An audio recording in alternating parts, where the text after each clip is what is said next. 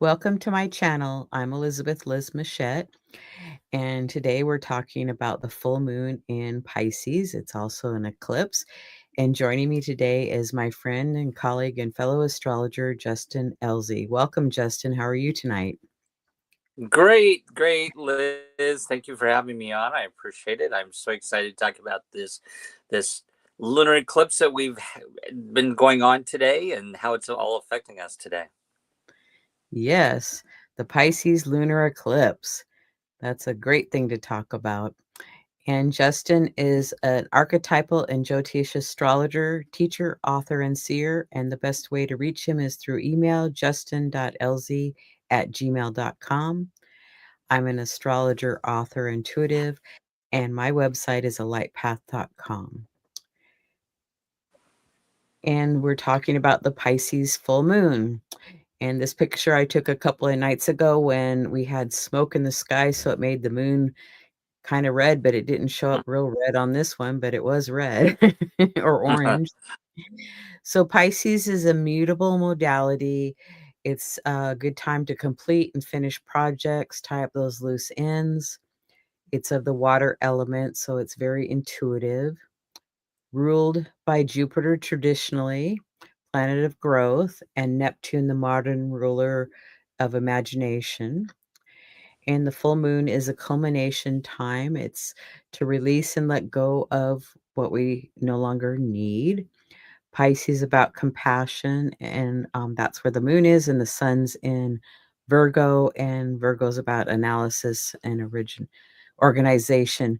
Would you like to add anything, Justin? No, I think you got those covered, definitely.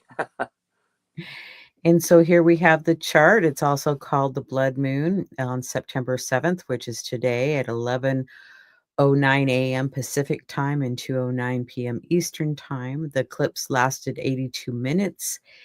And so it's one of the longer lunar eclipses, and it was visible from Europe, Africa, Asia, and Australia. And the moon's at 15 degrees Pisces in 22 minutes. And I'll let Justin start with the Nakshatras. Yeah, so these are, for those who don't know or are just new to astrology, these are the lunar mansions in Jyotish or Vedic astrology. And we always like to look at these. As I've told Liz before, I love the themes that it brings in because it gives us another layer of understanding to these planets. And so the sun, because this is a full moon, we look at both the sun and the moon because they're both in different nakshatras or lunar mansions. And the sun in Virgo is in this lunar mansion, this portion of the sky called Purva Falguni, and it's in the third pada or third section, and it's which is ruled by Libra in this particular case. And the key word here is refined, laid back, carefree, contracts, unions, more creative in relationships. And I'll explain those in a minute. The ruling planet is Venus. The ruling deity is Bhaga, which is a solar deity and is the deity of and handles relationships, contracts, and unions.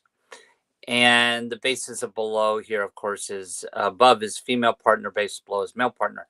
And the symbol is the hammock. Now, why we want to say that this is the hammock and we're talking about carefree and laid back. And so if a person has their, now for our purposes, the sun's in this. So it is kind of this energy coming in for us. But if anybody has this planet like their moon in this in their chart or the sun, it's a nakshatra where a person's going to be a little bit more laid back in life and have a calm mind. And when it comes to creativity, they're like, yeah, I'll get to that. Yeah, they're kind of on their own schedule. They're kind of carefree, laid back, kind of personality. And this, if there's an artist, they'll take their time. They won't really rush things. And they tend to be more creative when they are in a relationship. So the sun is in this, and so it's giving us this energy during this full moon of a little bit laid back, but it's also focusing on relationships at this particular period of time. And then, of course, the next slide is what the moon is in, Chandra, is, and it's affecting this as well, is in Purva Bhadrapada, and that's in the first pada. This particular lunar mansion, which the moon is in here, is ruled by a deity. It's called Aja Ekapada, which was an ancient fire serpent. The ruling planet is Jupiter. And it has this energy of seeing both sides of the issue. So if a person, this is really a higher spiritual, a higher spiritual nakshatra. Usually, if somebody's in this, they tend to be very fair and see both sides. That's why the symbol here is a person with two faces. And so, in the first pada, which is ruled by Aries here, if a person has their moon in this, they're going to, in that first pada, they're going to be a little bit more determined and empowering others and very fair. So it has sort of this guru leadership, but also empowering others. And they want to, of course, help others. So it's always about who needs help and how do we help them. So that's what the sun and moon are bringing to the table here for this. So it's a good period of time. As we go to the next slide, if we look at favorable activities during this full moon, of course, healing new relationships, business and personal, taking relaxation and rest, or any type of creative activities, rituals. But because it's a little bit darker aspect here and risk taking with this Purva Bhadrapada, the lunar shock and mansion that the moon is in, it also brings in endings, funerals, and activities that may cause a little bit of danger. So anyway, any of these are good to do during this full moon. And of course, it's a lunar eclipse, so it is a little darker, and it is going to shine a light on our relationships, and possibly, so we could have situations where we really heal our new relationships, or we empower others in a relationship. There's a lot of ins and outs that you can do with this energy of these two nakshatras together on this full moon. Well, thank you, and I like the relaxation and rest. And I just finished my deck project, so I'm putting, the tables back and a few of the plants back on the deck, so it's like it feels really Right. good to tie up that loose end. Yeah. So here's the chart for Seattle, and the ascendant is 4 degrees Scorpio, and the ruling planet is Pluto in Aquarius and Mars in Libra. And that's all in orange. And then the midheaven is at 14 degrees Leo, and the ruler is the sun in Virgo. And that's in green. And the sun's at 15 Virgo in blue, and the ruler is Mercury in Virgo. And the moon is 15 degrees Pisces, and that's in purple. And the ruler is Neptune in Aries and Jupiter in Cancer. So would you like to make a comment on this or move on to the next slide? Well, I think it's interesting as we get to these aspects today, how these rulerships will come into play, I think, as we'll get into that. I think that's kind of interesting. So we're going to start with the Sabian Symbols, and they were channeled in 1925 by spiritualist medium Elzie Wheeler with the assistance of Mark Edmund Jones.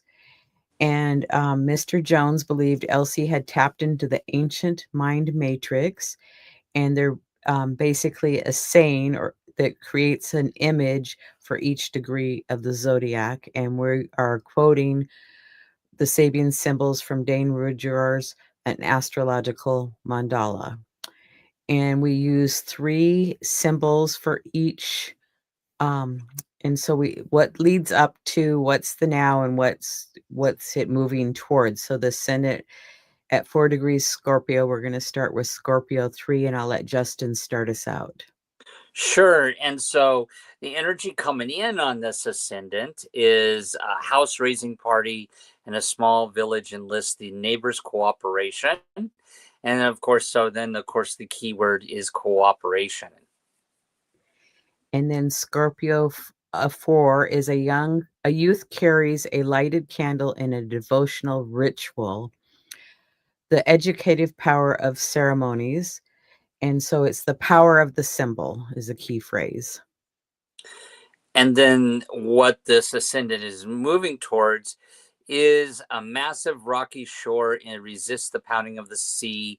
And it really, what we're looking at here is the keyword is stability. And so as we move forward with this full moon, we'll be looking for some sense of cooperation with others and service and stability. I would agree 100%. So looking at the midheaven at 14 degrees Leo, we're going to start with Leo 13 leading up to the degree, an old sea captain rocking himself on the porch of his cottage, the quiet mind's recollection. And the key phrase is quiet recollection. And then Leo 14 is a human soul seeking opportunities for outward manifestation. And it's the yearning for self-actualization, which we're all trying to do. And I love how you say, let the soul manifest here. I like that. And then next is Leo 15, a pageant with its spectacular floats moves along a street crowded with cheering people. And the key phrase is a public demonstration of one's ability. So, how would you sum this one up, Justin? Well, being that it's our midheaven here, and it's kind of what we're ultimately trying to do, I would say it's actually speaks to that middle one there, that self-actualization. But in order for us to self-actualize, we have to have some quiet reflection and a little bit of action and outward production or letting others know and engaging others with that. Yeah, show our talents to others. Yeah, I'd agree. I like that one. And then the Sabian symbol for the sun is 15 degrees Virgo. So I'll let you start this one. Yeah, so what comes in with this sun in Virgo is the concept of an aristocratic family tree, and so we have a deep reliance here upon our ancestral roots of our character of our family line, and so the key phrase here is root power. And then Virgo 15, a fine lace handkerchief, heirloom from various valorous ancestors. Um, it's like showing something that was done well, and the key word is culture. And then Virgo 16, in the zoo, children are brought face to face with an orangutan. And the key note here is a deep confrontation with the wild power of our primordial nature within ourselves. And so here we have a karmic confrontation. So, how would you sum this one up? Well, one thing I might note is the nakshatra that the moon is in. Well, I should say this. So, first of all, the nakshatra that the sun is in was all about relationships. And so we see relationships within this, we see family and ancestor relationships. And of course, we see a relationship here with the children being confronted with an orangutan and then understanding our relationship within our own psyche. And it's interesting to note that the other nakshatra, which the moon is in, is actually rules is actually part of that, rules over ancestors. So this to me just, the sun is, as it's shining the earth's shadow on the moon, it just seems like it's given us an insight into our lives, our ancestry, our civilization and where we're going. And we're being with a lunar eclipse, we're actually are having a karmic confrontation with our shadow self, or something we need to work on. And I think this is a great time for healing family issues. and family ancestral line issues with this. What do you think? Oh, I think that you said that really well and summed it up. I like that so much. So we're going to move on to the moon at 15 degrees Pisces. So the degree leading up is Pisces 14. A lady wrapped in a large stole or fox fur. The use of intelligence and mental stability as a protection against storms and trials. And the key phrase is protective shielding. And then Pisces 15 degrees is an officer instructing his men before a simulated assault under a barrage of live shells. And the concept here is the need for thorough rehearsing before any complex or inherently dangerous social ritual in which power is to be used or evoked. And here we have valorization. And then the next degree is Pisces 16. In the quiet of his study, a creative individual experiences a flow of inspiration. And the keynote is a reliance upon one's inner source of inspiration or guidance. And the key phrase is subjective strength. So, how would you summarize these ones? Well, again, I'm going to go back to the nakshatra that Purva Bhadrapada, that the moon is actually in the Vedic, and that it is a little bit of a darker one. It does rule the occult. It's the one that's the scorching pear, and and in this one, it just seems like as we look to the moon, to that dark shadow that of ours that's being reflected on the moon, that we have to have some type of protection from things, and that we need to focus on our inner strength in order to work through our issues. What do you think? Yeah, I agree with that. And it's like, kind of digging down and, you know, knowing what we want and what to stand up for and what what opportunity we can help with or what gifts we can bring to the situations. Yeah. Okay, and then here's the chart again for the lunar eclipse at 15 degrees. Oh, and I didn't change this one. I checked all the slides, and the moon's in 15 degrees and 22 minutes of Pisces, and the sun's at 15 degrees and 22 minutes of Virgo. Well, that's my fault too. I totally bypassed that one when we were looking at it earlier. So the aspects that the moon is making is the moon is conjunct the north node, trine Jupiter, opposite Mercury and the south node, quincunx Venus, and semi-square Pluto. So what do you make of all the aspects that the moon's making? Well, I always think of this, if we think about the energy of Virgo and Pisces.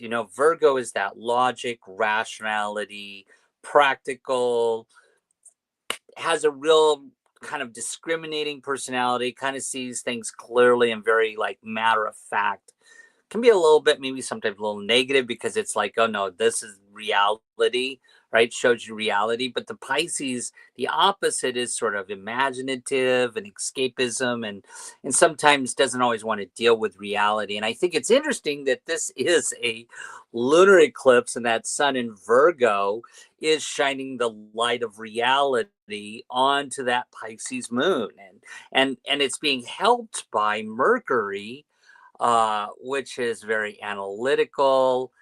And I think that to me is so powerful. And when it's on the south node, again, we're talking about past life in one aspect there, but I think that also relates to the ancestral line. I think this could be the time when people, for example, learn secrets about their past in the family, or look at issues in the family from a very logical, rational standpoint, or want to fix things or improve things, because that's the Virgo, wants to fix and improve things within the what the south node from the past or past life or family ancestral lines coming in, and it's shining a light on the moon. But what I like about the moon on the north node, yeah, it's an imaginative, but it's also um it's also bringing in new ideas, imagination, right, in order to accomplish them. And it could be a little bit of more sadness or depression because the Pisces is getting a jolt of Virgo here. Um, but I think again, the tie to the family is that training Jupiter in Cancer. I think that's important that brings in some of the family stuff. That's what jumps out to me. What about you? Oh, I like that what you shared. And then Venus is quincunx to that moon in North Node.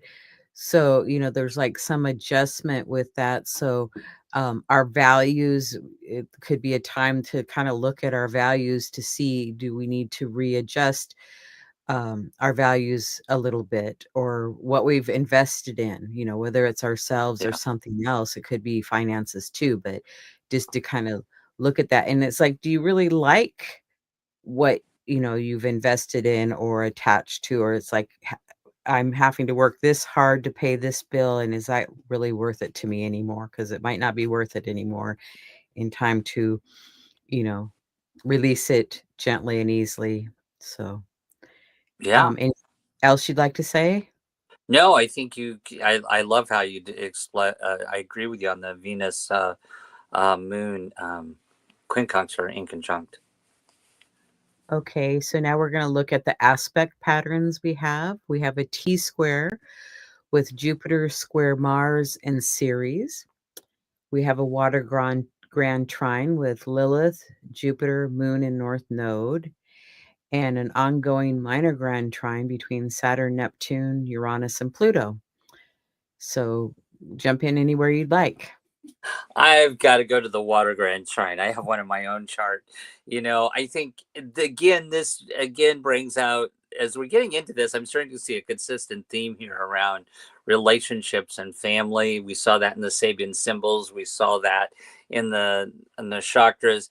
And as we look at the Jupiter in Cancer represents tribalism and family. And then it's trining Lilith in Scorpio, which is looking at the shadow self in difficult, complex emotions and relationships like jealousy, narcissism, greed. All of those negative stuff. And so Lilith is informing that there. Plus, it's really close to Juno, and then it's trining the moon with the North Node. The demons had there, right? The dragons had, and it's highlighting all of these. And so again, I think this water grand trine is an easy flow for us to tap into family or familial emotions right at this period of time and heal those. As a matter of fact,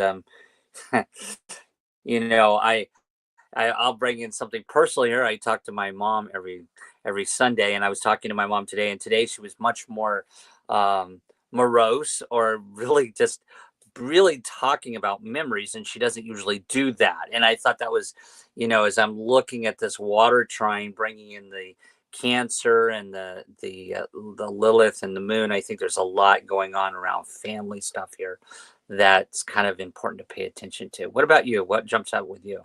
Well, and I would agree about the family stuff because just the last few days, my mom has been talking about her mom, and she doesn't talk about her mom too much because she's been gone now for 19 years. So, but she's been talking a lot about her lately. So, some memories and stuff. So that's kind of cool. So I would check that off and say, yes, that's happening.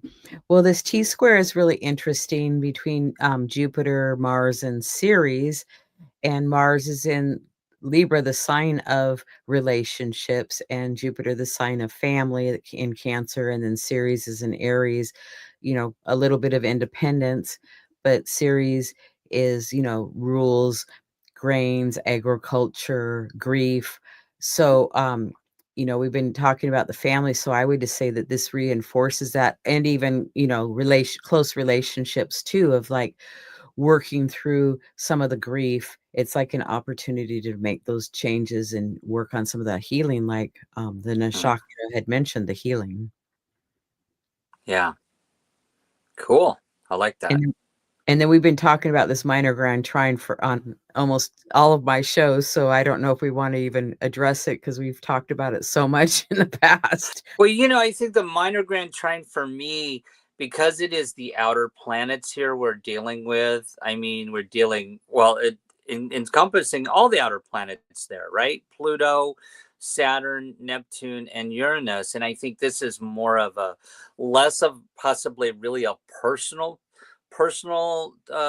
minor grand trine here. This seems to be a more of a mundane um, concept here with all the outer planets, and I think it just really kind of speaks to the societal changes that it's like stuff is just flowing right now. It's like no stopping it. We get smacked every day with something, right?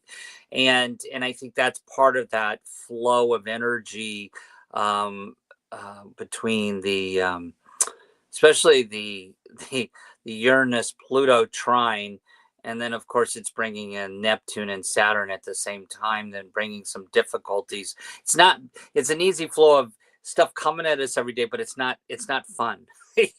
Saturn's not. It's difficult. Saturn's not making it fun for us. What do you think about that? Well, yeah, big systemic changes on a global level is what I would say in a Yeah. nutshell. I don't know if that's what the other shows have brought up, but that's sort of seems like to me it's less personal and more of a larger thing, dealing with the larger concepts we're dealing with in society right now. I would agree with that. So we have some other aspects here. We have Venus trine Ceres. The south node is sextile to Jupiter. Mercury is quincunx Pallas. The moon is quincunx Venus. Ceres is quincunx the sun. And Juno Vesta are quincunx Chiron and Eris. Um, would you like to speak to any of these? Oh, I'm still back on that one aspect of that last slide. Can I say something about that last slide and that last aspect, and then we'll come back to this? Because I was thinking about this for those who are really interested, because I get a lot of questions about, I'm sure you do too, about, hey, what's going to happen to us? What's going on here? And I think, this, for those people who are really interested in studying history and what happens with civilization and the cycles we go through, I think this is a really good indicator if we look back on this in history of authoritarianism and fascism with this particular minor grand trine here. So I think it's really interesting to maybe on another show to dive into that, sort of what this because we, as Richard Tarnas has talked about some of the Uranus Pluto aspects. I think this is a really important time to really pay attention to that trine between Uranus and Pluto. But then the authoritarians coming in with Saturn next to the Neptune there too. So Right, and Saturn's just backed into Pisces, and Uranus will be backing into Taurus before long. And does Neptune go back into Pisces too? I think so. yeah, it does. They're all. This was like they kind of stepped the toe in the new stuff this year. But even Pluto's going backwards. Everything's going backwards for a little bit. Next year we're fully into that though. So they're all direct next year. Right, and Pluto won't back into Capricorn, but the other ones will back in.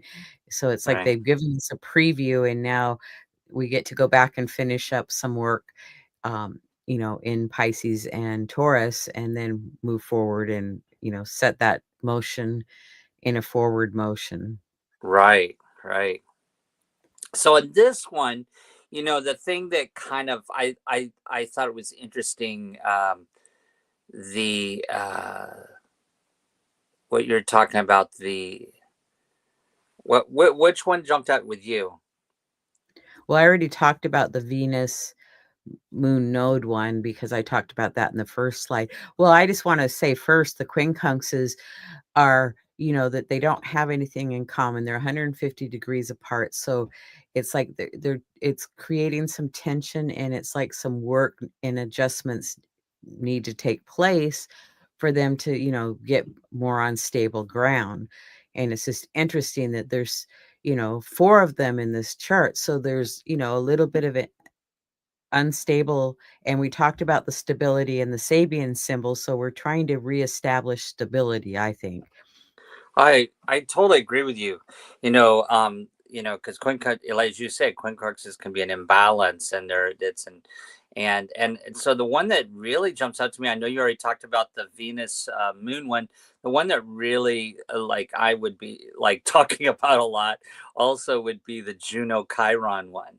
Because we're talking a lot about relationships here and the wound.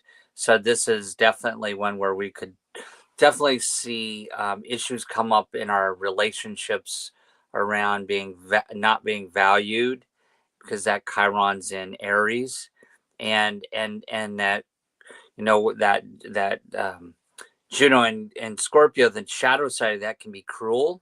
So there can be cruelty in relationships here, and not being valued, but it gives us a chance to talk about that and actually heal some of our deep relationships. And I think as Juno's in Scorpio, this is intense. This can bring out some really depth, and can also help us let go of, because that Lilith in Scorpio next to Juno in Scorpio is really all about letting go, just let it go and forgive, and love is a principle, right? Well, and it could be an old wound that it rises to the surface, and this is a opportune time to work on finding more healing in that direction. So it's an opportunity in one respect. Yeah. And then the other one that's interesting is that Mercury quincunx Pallas Athena, because Pallas Athena is about strategy and wisdom, and um, and then Mercury is about communication and all that. So I would say double check the communication, make sure, if your boss gives you a directive that you understand it clearly, because there could be some little problem there with the strategy of something or the communication with that. Yeah, I'm going to go back to the Nakshatras here for a second. The first one, which is the sun, is in, and it's encompassing that Mercury, which is about service, and it talks about contracts and unions, but service and towards a social concern. I think the Mercury Palace relationship there is helping can help people come up with solutions, and paying attention to patterns, and reassessing patterns, changing our patterns, and observing the different change in patterns. And so I think that's a lot of very intellectual energy elementally going on there between the Mercury and the Palace. I would agree. And then we have a quincunx between the sun and Ceres. So, the grocery prices have been going up, and I hear that, some of the products, either there's been a fire, they can't, pick the produce, or the people are afraid to show up for work, or they've just disappeared. So, it's like kind of like in a tension spot now, and, hopefully we'll find resolution to that very soon. All right. Do you want to speak to anything else? No, I think you got it covered. Okay, then we're going to go move on to the lunar phase family or gestation cycle. Uses the 4 cycles like the 4 lunar phases: new phase beginning, first quarter adjustment, full phase realization of goal, and third quarter reevaluation.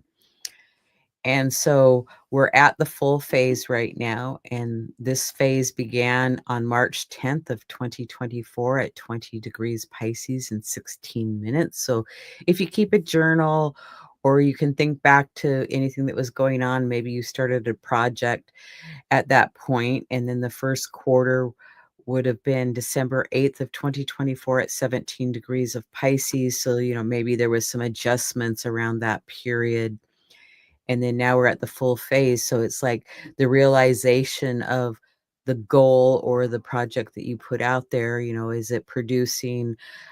Is it time to continue, or is it time to just let it go? And then the third quarter phase will be on June 8th of 2026 at 17 degrees of Pisces. And these lunar phase families are really fun to kind of work with, and I'm working at, around the new and full moons, kind of making some notes just to see how they work with me, but, nothing jumps out at me at this point, Hmm. for this, so and then the yearly lunar phase, the Pisces new moon was on February 27th of this year at 9 degrees Pisces and 41 minutes, and we're at the full moon, and this is an eclipse, and, it's at 17 degrees Pisces, so sometimes, the gestation cycle takes 3 years to complete, and a yearly lunar cycle takes a year, and then from new moon takes a a little less than a month, so it's like, depending on what you're trying to manifest, any one of these cycles could help you with that. Any comment you'd like to make, Justin? No, no, I think this is really you could do a whole class on this. This is I I think it's a really good technique for people to work with, definitely. Especially if Right. you're very good, especially if you're really and goal setting is very important in tracking your projects and tracking your progress in life. I think the lunar phase thing is awesome. Yeah, I always recommend, with the if you wanna do some moon work is to just even if you just jotted down a few words each day or 2, because the moon stays in a sign for 2.5 days, just to kinda see what's going on, and you could have just a few keywords that you write down, good day, bad day, or score it from 1 to 5. I mean, whatever you would like to do, I think it's a really good project, and you can go to the dollar store and get a calendar at the beginning of the year for $1.25 unless they raise that price here pretty soon, but, it's something really easy to keep track of, but, nowadays with our phones and computer programs, there's probably other things that you could track it with pretty easily. Yeah. Well, I wanna thank you, Justin, for joining me today to talk about the full moon, lunar eclipse, and I wanna thank all those that are watching. We appreciate you being here with us today, and we look forward to having you back soon, and anybody that comes and watches at a future time, and we look forward to seeing you again. And Justin and I both do consultations, have newsletters, and YouTube channels, so our information is here, and we always appreciate you signing up and following us. And Justin, I'll let you tell about your slide, Yeah, and so best way to get a hold of me is through my email here. So and that's justin.elzie@gmail.com. yep. And I have a variety of other shows for you to watch, and there's other shows you can go back and rewatch or watch if you haven't watched them. So there's a lot to offer and lots of choices, and we look forward to having you again. And Justin and I will be on Talk Cosmos on September 14th, talking about the 29 Virgo solar eclipse new moon unmasking reality, and you can watch it live here. And I want to thank our sponsor, Astro Peregrine Software. It's an astrology software for Mac and Windows, and you can find more information on astroperegrine.com. Um, so thank you, Justin, and thank you Yeah, to our thank you. audience. And we'll be back next week with another show. Thanks for stopping by. Bye for now.